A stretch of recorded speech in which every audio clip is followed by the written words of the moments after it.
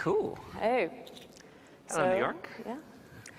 Congrats on joining the Unicorn Club. You just raised a bunch of money. Why do you need $160 million for an open source project? You know, it's funny, the investors at that same question.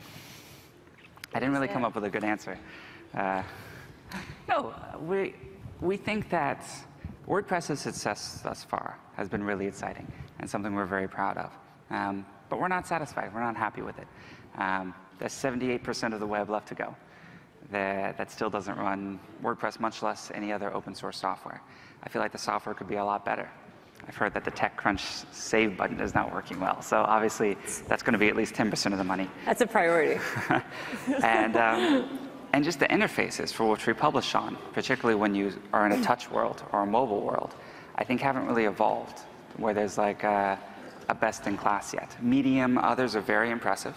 But I feel like we can do better. And I feel like the WordPress community, plus Automattic, the company, now 240 people, that's what we want to work on. And there's going to take some capital to work on that more aggressively. What do you think of Medium? I think Medium's great. I was a longtime friend, and I read some great content on there. Yeah. Do you think it's eating your lunch in any way, or making people focus on different things than WordPress necessarily supports, like imagery and rich media, WYSIWYG? No, I wouldn't say there's any lunch being eaten, but I think their editor interface is great, and something that I think we can even do a next version of. So you're now the CEO of Automattic. It wasn't always this way. When I first interviewed you, you had Tony Schneider next to you, who was then CEO. Was 30 like the cutoff point for your board? Like, oh, you're 30, you can proudly handle responsibility. We don't need a babysitter anymore. I met most of them when I was 20 years old. So they were like, all right, you are now an adult. The adult supervision can work on some other things. And I guess I'm the adult supervision now. I don't know how that feels, but. What do you miss the most about not being a CEO? What do I miss the most about not being CEO? The main thing I miss is that Tony is an amazing CEO. I mean, everything we've built up over the past 8.5 years has been under his leadership. And fortunately, I learned a ton working with him and continue to work with him. He's still at Automattic. But I enjoyed working for him as well. So you also own most of Automattic, the WordPress.com parent company. Does that make you a billionaire? I don't think that anyone should count illiquid so yes, anything. Yes. All right. Does it make you close to a billionaire? I think that, I don't know. These things, these valuations, they're all up right now, and we're all very excited about that. They could be down tomorrow. Certainly the public markets have taken a big hit recently. What we really focus on is first and foremost our customers, the users of WordPress. Second, are we building a strong business that can weather the upturns and the downturns? That's why we've always managed Automattic to be profitable in the past. We will go not profitable the next few years, but that's okay, because now we have a bit more of a war chest we can dip into. And building something for the long term. I really don't ever want to work for another company or anything else. I'm kind of a one-trick pony. There's one idea. And I want to be working at Automattic and contributing to WordPress 20, 30, 40 years from now. Any plans now that you're an almost billionaire to change your car, which is a 1998 Chevy Lumina, which is white when it's clean? Porsche? Yeah, I wonder if there's anyone here I've driven around. If you're ever in San Francisco and you need a ride, it's not Uber, I guess it's Moober. You can give me a call. I'm happy to give you a ride. It's a car I got in high school. I drove it out from Houston to San Francisco with my mom, and it still works well. The windows get broken, I just had to retint them. Actually, I just majorly upgraded it. The head unit that was actually older than the car, I switched for a new Sony one that has Bluetooth. And I'm pretty happy about that, because now I can wirelessly play things. Yeah. But I don't drive too much. Speaking of high school, you built WordPress when you were 19. Huh? So when it got started. If you were 19 years old right now, what would you build? Ooh. Does WordPress exist or does it not exist? WordPress exists, Medium exists, Squarespace exists. What else? I think what I would work on is in the content management space, but probably more focused on the e-commerce side. Because WordPress has done great for the content side of things. We can still do so much better. I'll be the first to tell you that. But on the e-commerce side, there's been some great services, Shopify and others, but nothing really that's open source that has kind of that same ease of use, that same scalability, something that could be used for, I mean, in the blogging world, WordPress.com is kind of like an Amazon, right? That runs the exact same software that you can download and run for your own site. So there's nothing like that for e-commerce, nothing that can run both an Amazon and a mom and pop shop. I mean, isn't I'd love Amazon to create that. For e-commerce? Isn't Amazon the Amazon? They're not open source, you can't download and run it. So ultimately, even if I was 19 again, from a young age, the philosophy of open source and the fact that we need code that we own and control and that the web should be a more open place than it is today has always been very important to me. Is anyone out there actually working on this open source Amazon? Who does anything open source, just out of curiosity? Hey, we got a couple here. These are the businesses I would like to invest in. You're also an investor. Audrey Capital is the name of your investment holding company.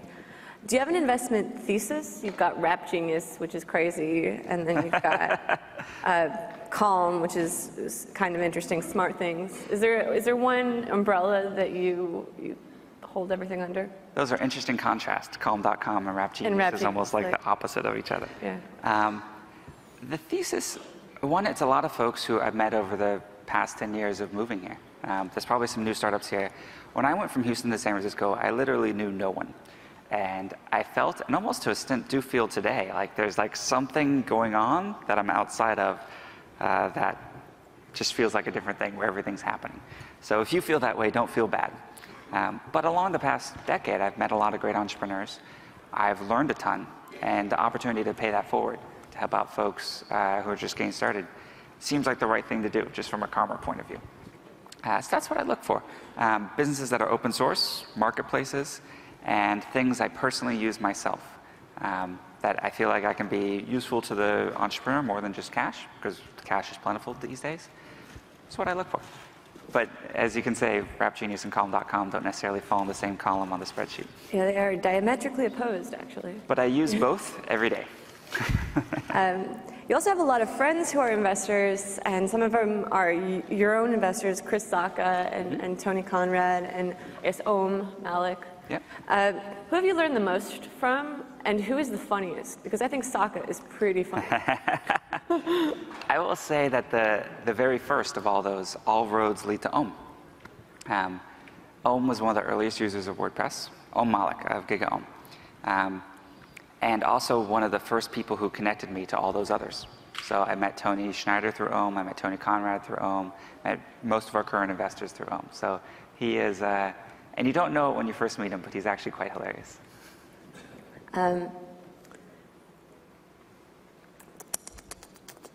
Yes, okay, this is a pretty important one.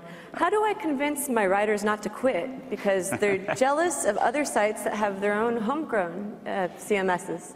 Like Chorus is one, but we're a WordPress VIP client, and yeah, the send button thing is actually sort of an issue. Well, they're right there. Like, what do I say to them? Like, hold tight, guys. They just got 160 million. Hold tight, guys. They're working on mobile. We will figure out. It was the save button. Yeah. What's the problem? The save button doesn't work. Yeah. It doesn't work. Oh, now you're quiet. There's something there. Yeah, but you're in a world where a lot of rich media, a lot of back-end editing innovation. The Verge and I think Vox does a really good job with their sites. It's always, and I'm this way as well.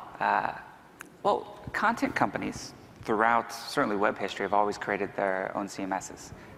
When I went to work for CNET, they sort of Vignette was spun out of CNET. Huffington Post had their sort of movable typeface thing. You're part of AOL. Blogsmith was often talked about, Powering Engadget, many others, as something that would actually be spun out and being its own competitor to WordPress. GGT. GGT, yeah. Yes. Very easy to. Had their own CMS, and now the Vox properties do. A lot of these new properties are also choosing WordPress, and I think that long term they will be more sustainable because we can invest. We wake up every morning thinking about making the tools better and go to bed every night thinking about it, and now have $160 million to spend on that as well. And editorial, primarily editorial operation, will never be able to match that. And we're not just working with you guys, we're also working with Recode, with Quartz, with Ezra Klein, with all these sorts of folks, learning and putting that back into the product. So it's always tough when you get on stage because I know that there's something better that's coming that I cannot show you yet. That's going to be much, much better. Why don't you show us or tell us what's better that's coming? It's the iPhone 8 of editing tools. But there's also the things where, you know, I want you guys to be happy as well. So if whatever is broken with your save button, it's probably something with your theme because otherwise everyone else would be saying it as well. But let's figure that out. And it's nice because, what's funny, last time WordPress.com had downtime, which was about 2.5 years ago, TechMeme didn't write about it because we also took down all the people who would normally write about these things. So. Which is really convenient if you are a tech company, just to wipe us out whenever you've got downtime. It's good strategy. Yeah, scorched earth strategy. But we do try to strive for excellence for you guys. And, you know, you have my number. If there's ever anything like this broken, please give me a call. You guys have it too. Yeah, I actually really appreciate that. Hopefully I won't have to give you a call. Hopefully you'll take this 160 million, you'll focus on mobile, you'll focus on back-end infrastructure, you'll I don't know, move faster with PHP. That's for you, Fred. What's your first priority? Is it rewriting the code base? Like technically, what's the first thing you're going to do? So there's 3 things I'm very focused on now, especially now that fundraising is done. What we call New Dash. It's a code word, but it's basically a new version of the interface. We're actually prototyping it in Node, which is kind of interesting. So you'll see more of that soon. The mobile side of things, the WordPress mobile apps could be much, much, much, much better. And then Jetpack. Who here runs their own WordPress install, so not on WordPress.com? So if you're not running Jetpack yet, check it out. Jetpack is kind of the thing that brings you all the goodies from WordPress.com, all the cloud goodies to something else. This is the future of our company, actually, I believe. It's hard to understand. It's a little bit technical, but it's kind of, I don't expect to host all the WordPress sites in the world in the future. The cloud providers are getting better. The Rackspaces, Amazons, Googles, and Microsofts of the world are going to get better and better at hosting, in addition to the Bluehost and GoDaddies. And we won't host all the WordPress blogs. Right now, we host about half. If I had to predict 10 years from now, we'll host maybe 5% of them. What's WordPress.org's mission statement a decade later? To democratize publishing. And we have a long way to go there. We want to make it easy for anyone of any economic ability and any language and with any level of ability. So whether you're blind, motion challenged, anything, to be able to have not just a website, but a beautiful website, and using the same software that TechCrunch and everyone else does. Speaking of TechCrunch and everybody else, so out of all your tech blogs, who gets the most traffic? Oh, definitely you guys. All right, good. How much traffic does Recode get? I think they're just starting out. 1 million. That's not what I really I think it's like 10 caras worth of traffic on Recode. TechCrunch is at least 14 Alexias. GigaOhm is about 12 ohms. So that's your own special WordPress metrics? Yeah, we have an internal system where we track it. What's the equivalency of an ohm to a Kara, to an Alexia, to a Roman? You know, I haven't worked those out yet. But it is fascinating that, you know, we also host NFL and on Super Bowl Sunday and during the draft picks and some of the largest websites in the world. But even the biggest spikes anymore don't really show up. So in the early days, when it was Mike, you know, a TechCrunch big day would be visible in our total stats. But now when there's 15, 20 billion page views per month, a lot of it just kind of gets absorbed into the noise of the day-to-day growth of WordPress. Wonderful. Thank you for taking the time to pass by. I know it was impromptu, but this was a really good conversation. I will call you if anything goes wrong, but I hope it doesn't. And always a pleasure to talk to you, Matt. Thank you so much, Alexia. I appreciate it. Thank you, guys.